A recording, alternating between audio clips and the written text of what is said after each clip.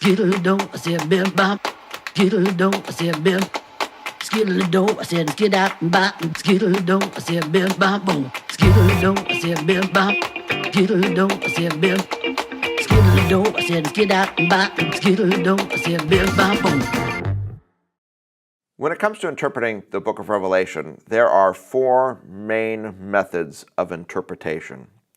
And all of them have to do with how to understand the book of Revelation with regard to timeline. So if you were to make a timeline, the timeline starting with the first coming of Christ, John is writing the book. He's on the island of Patmos in 95 AD. And then some time, of course, is going to elapse until Jesus returns at his second coming. The question is, where do the images or the events or the language that we find in the book of Revelation, where do those events or images land on a timeline like this? And there are four main methods of interpretation. The first main method of interpretation is called the Preterist approach. Sometimes this is called the contemporary historical approach, and here's why. The word preterist literally means that which has gone by. And the idea of the preterist is that the book of Revelation is written in language that describes events which have already gone by. So if we were looking on the timeline, John, who's in the year 95 AD, is describing events which had already happened. So he's using apocalyptic languages, he's using images, but those images in apocalyptic language all refer to events which had already happened.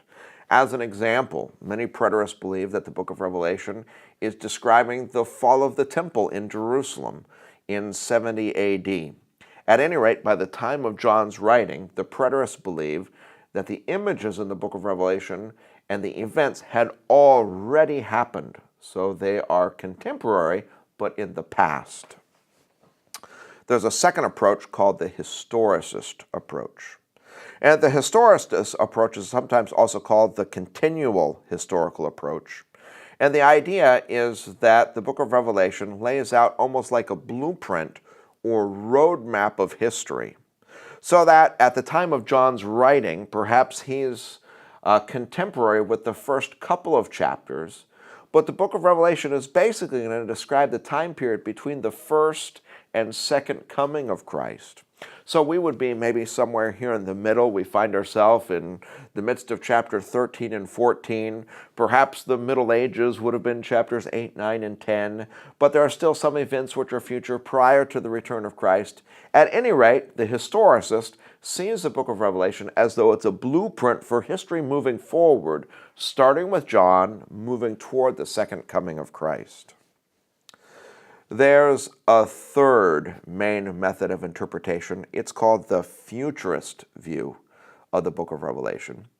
And the Futurist basically believes that all the images, all the events that are described in the book of Revelation stand in the far future.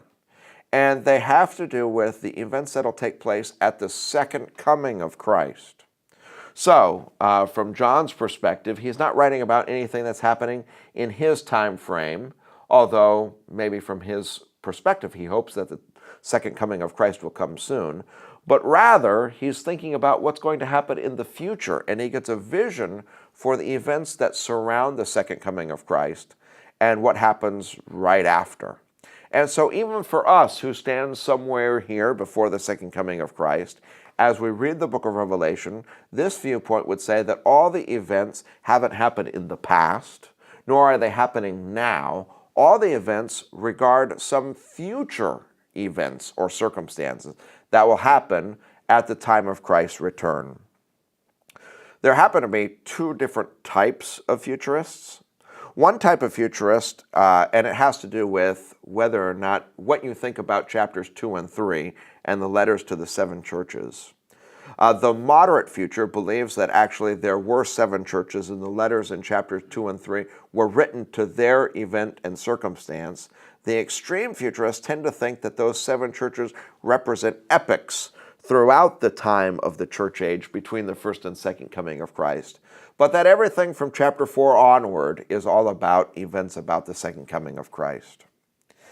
Anyway, there's one more viewpoint. This viewpoint is often called the Idealist viewpoint.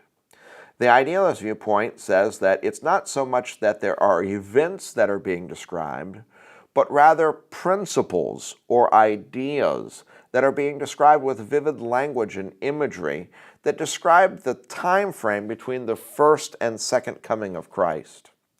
And so from the time of John, of course, between the first and second coming of Christ, John himself lives between these two events, the first coming and the second coming of Christ. And of course, we live between the first and second coming of Christ. And this viewpoint basically says the book of Revelation is about helping people who live between the first and second coming of Christ understand the principles that are at work, understand the ideas of the kingdom, which are now active in our lives and the lives of all those who live between the first and second coming of Christ. And so those are the four main viewpoints: Preterist, Historicist, Futurist, and Idealist. Hey everybody, thanks for taking time to watch this video.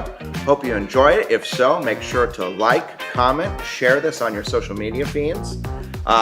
We want to encourage you to come out on Sunday morning to Sunlight Community Church. Our service times are 9 and 11.